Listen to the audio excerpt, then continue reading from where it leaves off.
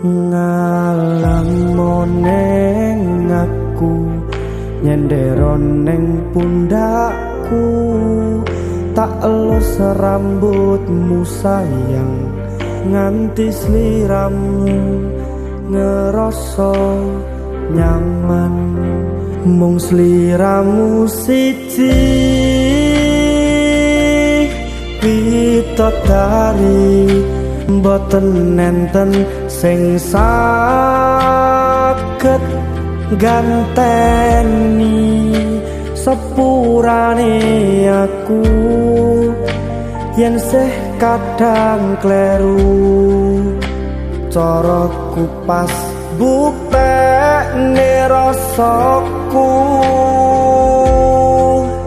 sabar kanthi ombaturi